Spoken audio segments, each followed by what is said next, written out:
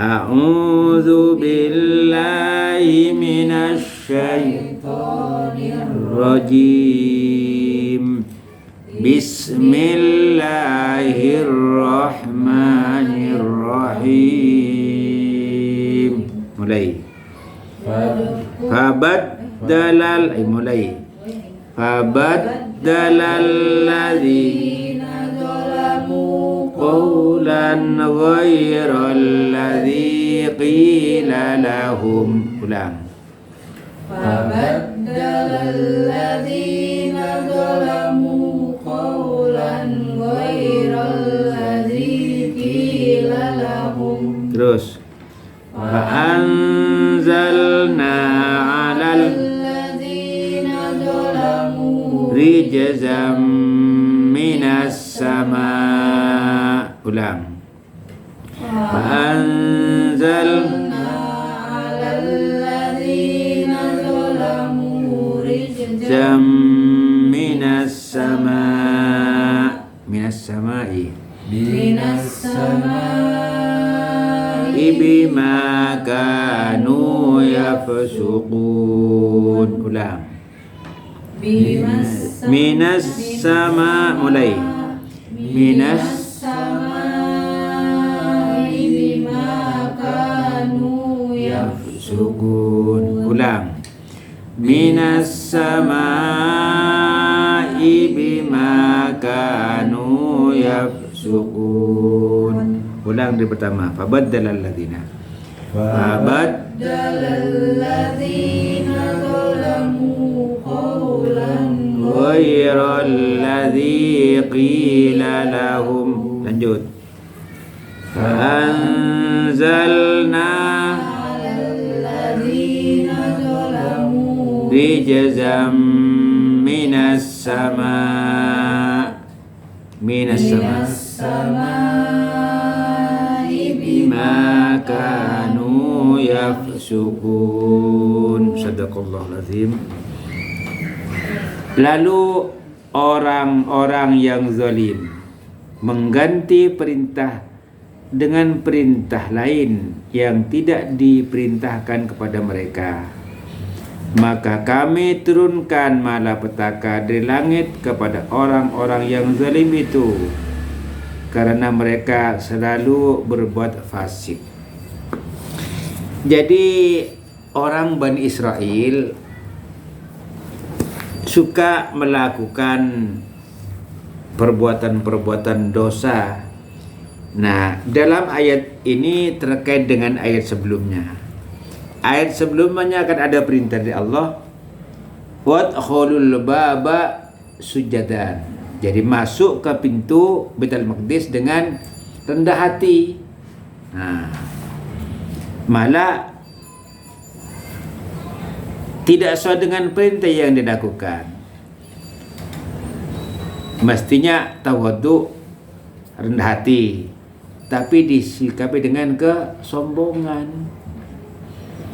Di tafsir Jalalain dikatakan disuruh rendah hati, tunduk, tawadhu, dia malah dengan cara apa? Masuk ke pintu itu dengan mengesot. Mengesot bahasa apa itu? Ya, jadi mengesot itu berjalan pakai pantat dan tangan seolah-olah nggak bisa jalan. Ada orang yang kadang-kadang jalannya hanya bisa dengan pantat dan tangan, itu mengesot namanya. Allah nggak perintahkan seperti itu. Itu kan seolah-olah ngejek, ya. Disuruh nunduk, malah jalannya dengan mengesot. Jadi suka diganti. Jadi sikap apa namanya? Sikap menantang, ya. Sikap nantang. Apalagi ayat 58 itu. Perintahnya waqulu hittatun naghfir lakum. Jadi perintah untuk memohon ampunan Allah, ya. Diperintah untuk memohon ampunan Allah. Berarti diperintah untuk bertobat. diperintah tobat, diperintah memohon ampunan kepada Allah karena dia banyak melakukan apa? Perbuatan dosa. Diganti dengan apa? Habbatun fi syaratin. Jadi yang diminta malah biji-biji gandum. Jadi disuruh tobat malah minta dunia. Nah, pertobatan ini kan sangat diperlukan untuk kepentingan akhirat supaya tidak diazab oleh Allah, malah minta dunia. Itu orang Bani Israel seperti itu. Jadi melakukan sesuatu tidak sesuai dengan perintah, malah kebalikannya. Disuruh tobat, mendekat kepada Allah, malah menjauh justru minta dunia, kan orientasi hidupnya dunia, ya. Disuruh tawadhu malah sombong. Ini juga mengandung nasihat bagi kita. Jadi kalau kita mendapatkan perintah dari Allah itu sami'na wa ta'na, kita dengar, laksanakan sesuai dengan perintah. Kalau diperintah jujur, ya jujur. Jangan diperintah jujur lalu bohong. Kalau diperintah sholat, ya sholat gitu. Nah, disuruh perintah berakhlak mulia, ya berakhlak mulia, jangan sebaliknya. Nah, kalau dilarang berbuat dosa, ya tinggalkan dosa, begitu. Itu taat namanya. Nah, karena mereka itu suka melanggar aturan Allah, lalu ditimpakan kepada mereka azab. Azab Allah. Rijzan tadi itu azab, siksaan. Jadi pada waktu itu siksaan yang diberikan itu berupa wabah, penyakit taun, semacam kolera ya. Jadi sampai banyak yang meninggal. Di dalam tafsir jalan lain dikatakan mencapai 70.000 orang yang meninggal, enggak sedikit. Karena apa tadi? Karena suka memutarbalikkan perintah. Disuruh apa tadi? Mohon ampunan, malah mohon dunia, minta biji gandum. Itu. Disuruh rendah hati malah sombong, diazab oleh Allah. Atau paling tidak kurang sedikit dari 70.000. Jadi hampir mencapai 70.000 yang meninggal dunia. Itu kontan kalau dulu. Nah, ya. Nah, kalau sekarang kan azabnya tidak langsung. Walaupun kadang-kadang ada semacam peringatan untuk azab itu. Diberikan azab oleh Allah, gempa bumi umpamanya, ya. Jadi hanya kezaliman yang dilakukan oleh orang yang berbuat zalim, lalu azab yang diberikan oleh Allah tidak hanya menimpa orang yang berbuat zalim, orang yang tidak berbuat zalim pun kena akibatnya. Jadi kalau ada gempa itu yang kena bukan hanya orang yang berbuat dosa saja, orang yang rajin sholat, yang baik-baik juga kena. Tapi nanti bangkitnya beda, ya. Di hari kiamat beda. Orang yang baik-baik dan selalu bertekad untuk berbuat baik, dia bangkitnya mendapatkan balasan kebaikan. Walaupun sama-sama meninggal kena gempa umpamanya. Yang jahat sesuai dengan kejahatannya, itu balasan yang akan diterima. Jadi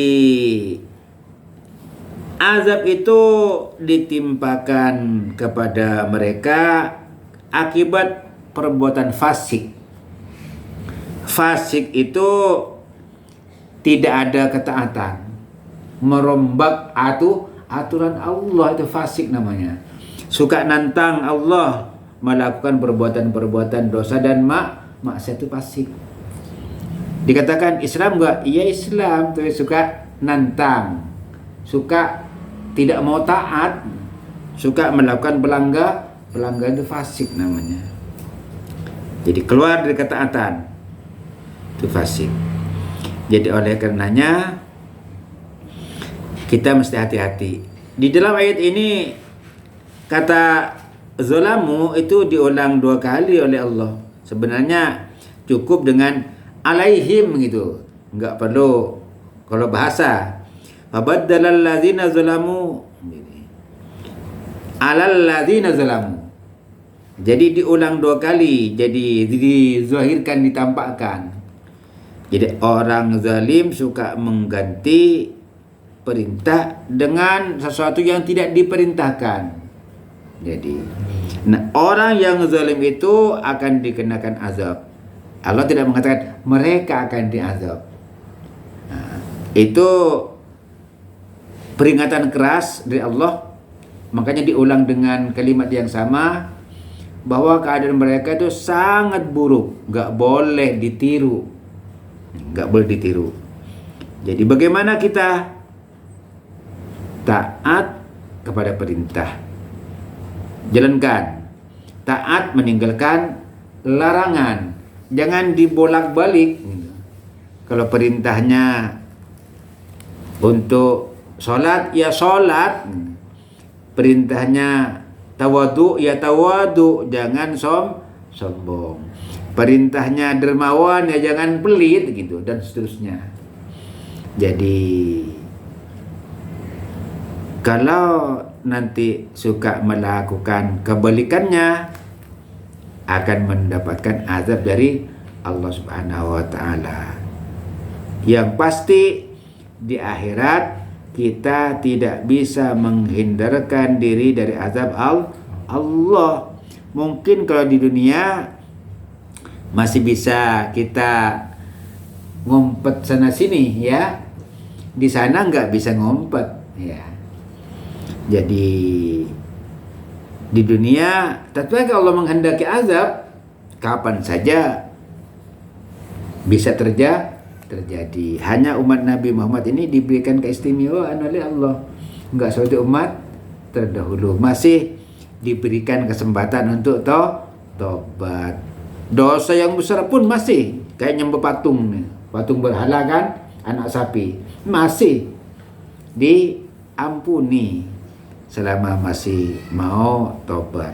Jadi peluang-peluang untuk mendapatkan ampunan itu besar. Ini umat Nabi Muhammad mesti kita bersyukur karena dibukakan pintu tobat yang selebar-lebarnya oleh Allah Subhanahu wa taala. Tidak ada istilah putus asa, tidak ada istilah terlambat untuk tobat. Kapan saja masih pintu tobat dibuka. Mudah-mudahan kita senantiasa senang bertobat, senang memproses diri untuk meraih kesucian dengan rahmat dan ridha Allah Subhanahu wa taala. Al-Fatihah. A'udzu billahi minasy syaithanir rajim. Bismillahirrahmanirrahim. Alhamdulillahi rabbil alamin. Ar-Rahmanir Rahim. Maliki yaumiddin. Iyyaka na'budu wa iyyaka nasta'in. Ihdinas siratal mustaqim. Siratal ladzina an'amta 'alaihim ghairil maghdubi 'alaihim waladdallin. Amin. Bismillahirrahmanirrahim. Alhamdulillahirabbil alamin. Allahumma shalli ala Muhammad wa ala ali Muhammad. Allahumma nawwir qulubana bil Qur'an wa zayyin akhlaqana bil Qur'an wa najjina minan nar bil Qur'an wa adkhilna fil jannati bil Qur'an. Allahumma ij'alil Qur'an lana fid dunya qarina wa fil qabri munisa wa fil qiyamati syafi'a wa ala sirati nura wa fil jannati rafiqa wa minan nar sitra wa hijaba wa ilal khairati kulliha dalila wa imama bifadlika wa judika wa karamika ya arhamar rahimin. Rabbana atina fid dunya hasanah wa fil akhirati hasanah wa qina adzaban nar. wa sallallahu ala khairi khalqi Muhammadin sallallahu alaihi wasallam. Subhana rabbika rabbil izzati amma yasifun wa salamun alal mursalin walhamdulillahi rabbil alamin.